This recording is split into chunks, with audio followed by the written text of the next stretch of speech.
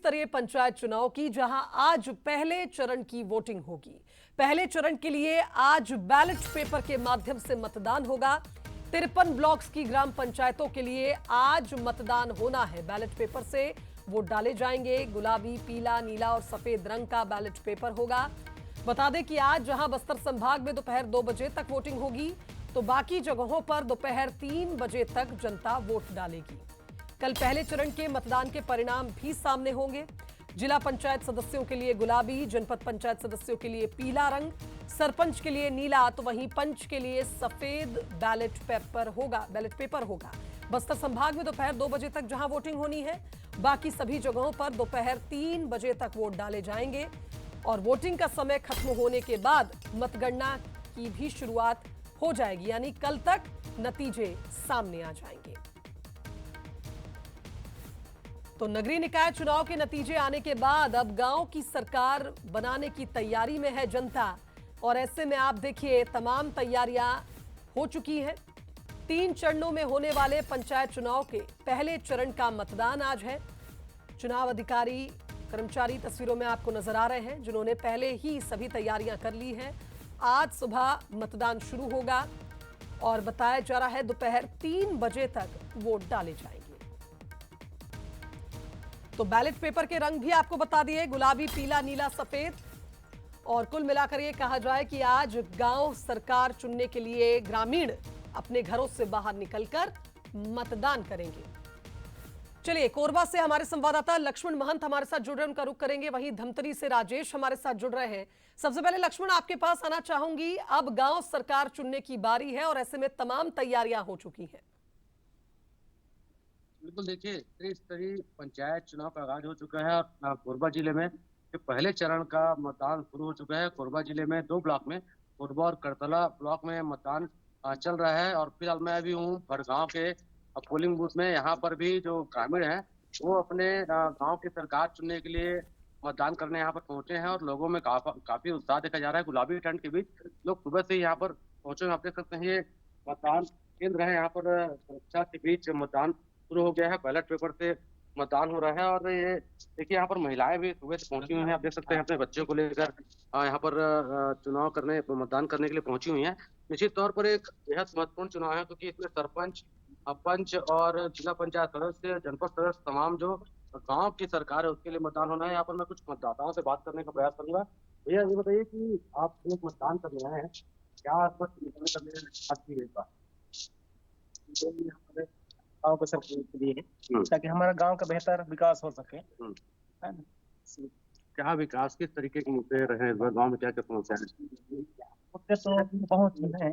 अभी देख रहे हैं सामने में हमारा स्कूल का क्या हाल है, जर्जर पूरा स्थिति में है। और पानी का भी समस्या है हमारे यहाँ, गली है ना, सब बहुत सारा समस्या है।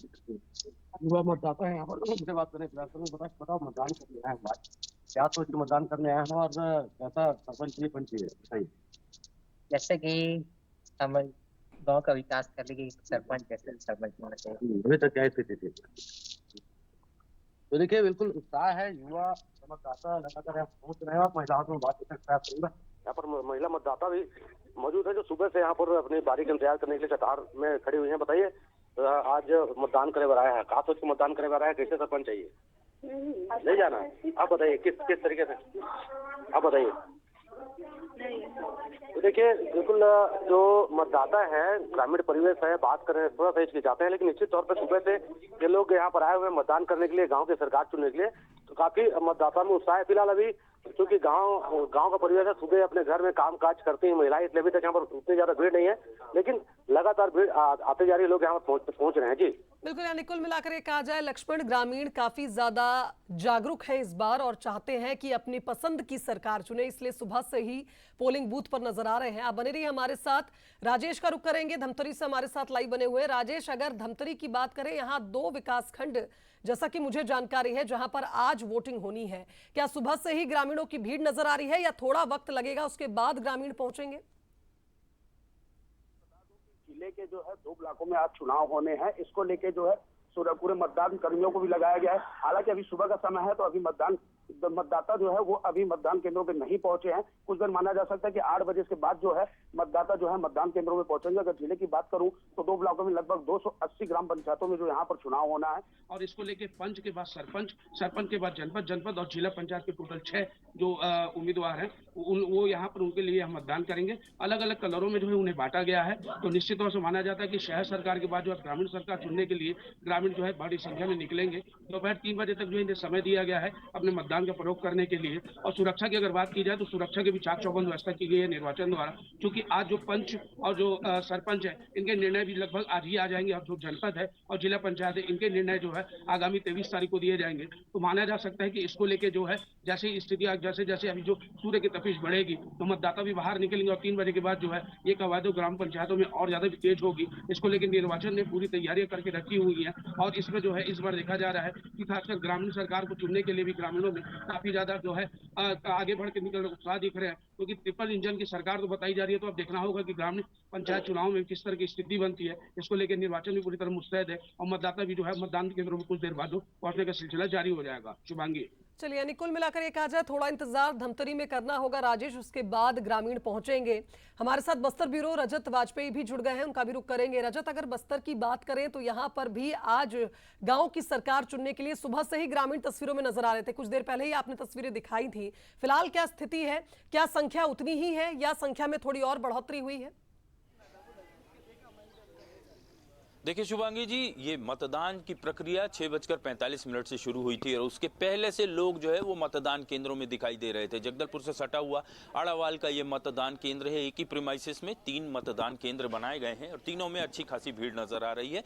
और इससे अच्छी बात यह है कि ये भीड़ जो है लगातार बढ़ रही है। महिलाएं काफी संख्या में वोट करने निकली हैं और सुबह कुछ देर पहले हमारी महिलाओं से बात हो रही थी, उन्होंने कहा कि वो 5 बजे सुबह उठ गई थी, घर के बाकी लोगों के लिए नाश्ता बनाया और उसके बाद नहा के तैयार होके मंदिर जाकर पूजा पाठ करने के बाद इन केंद्रों में पहुंची हैं, कतारबद्ध खड़ी हैं, अपनी बारी का इंतजार कर रही हैं। बस्तर चूंकि संवेदनशील इलाका है, यहाँ प्रशासन अपनी सुविधा के मुताबिक जो फ्लक्चुएशंस करता है उसमें अपने आप को ढाल लेना, ये बस्तर के लोगों की खासियत है। बस्तर के लोग काफ़ी सरल हैं और हर तरीके का सहयोग जो है अपेक्षित रहता है, उसमें वे अपनी सहभागिता निभाते हैं और आज कुछ ऐसा ही इन केंद्रों में देखने को मिल रहा है। इसके अलावा अगर बात करूं दरभा ब्लॉक की, आज 2 ब्लॉक में मतदान है बस्तर में। पहले फेज में जगदलपुर और दरभा इलाके में भी जो खबरें आ रही हैं, सुबह से लोग जो है घरों से निकले हैं मतदान करने के लिए। मतदान केंद्रों में अच्छी खासी भीड़ है, वहां भी महिलाओं की संख्या अच्छी खासी बताई जा रही है।